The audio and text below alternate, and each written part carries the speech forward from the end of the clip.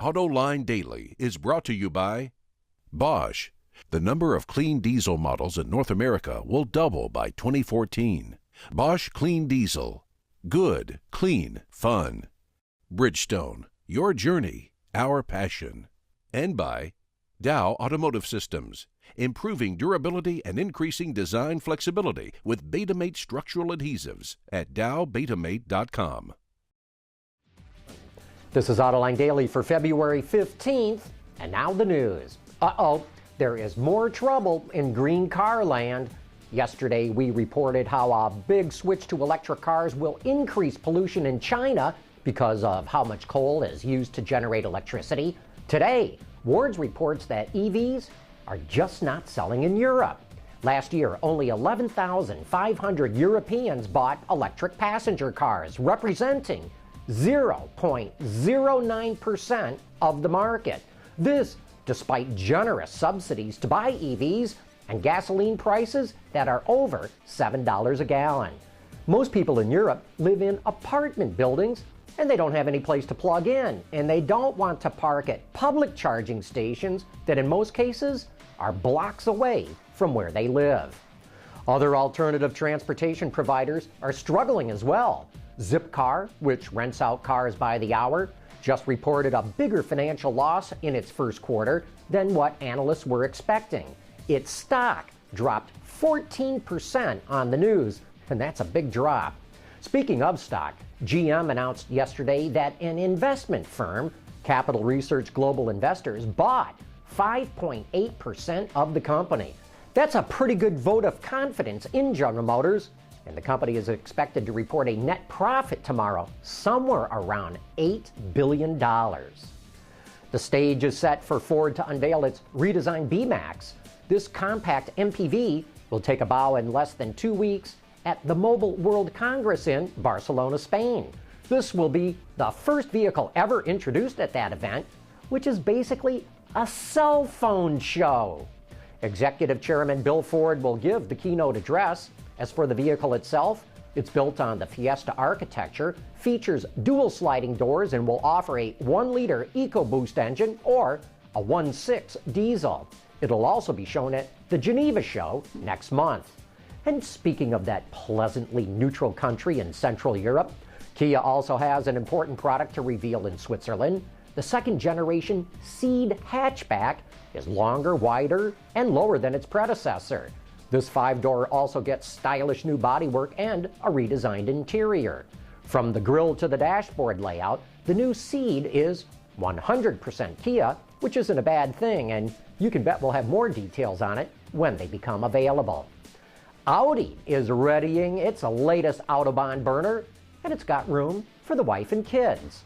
The RS4 Avant will deliver blistering performance with wagon practicality. It's powered by a hand-built 4.2-liter V8 delivering a staggering 450 horsepower.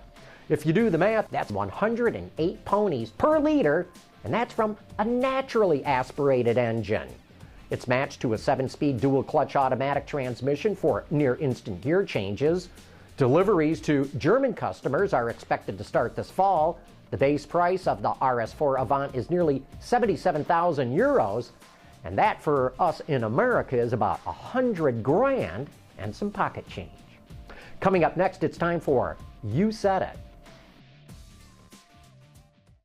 Dow Automotive Systems, driving solutions in automotive, commercial transportation, and aftermarket with innovative products like Betamate structural adhesives. Lighter, stronger, safer. dowbetamate.com.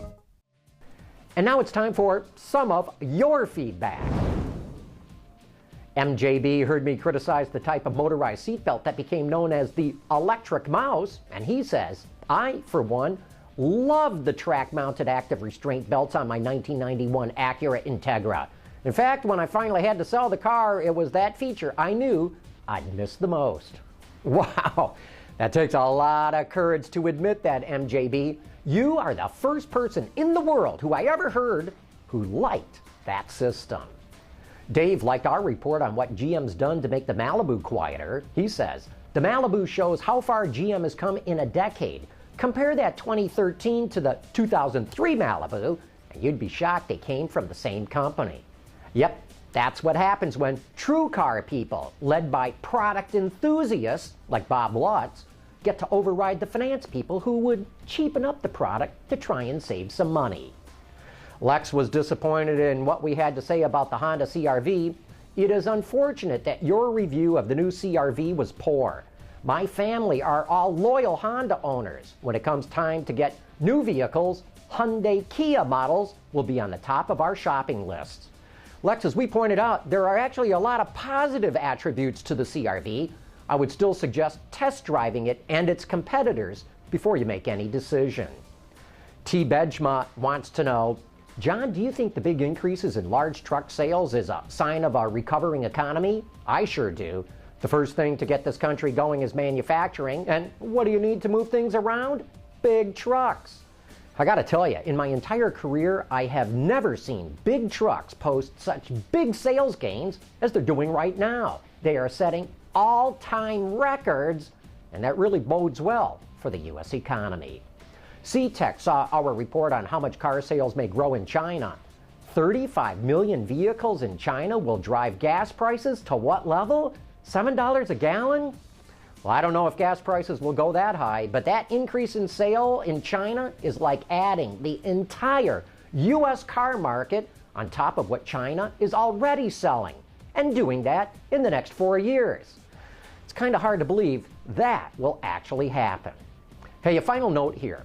We've been getting complaints from a number of you who regularly post comments on our website that the tone of a couple of people was getting downright nasty and personal.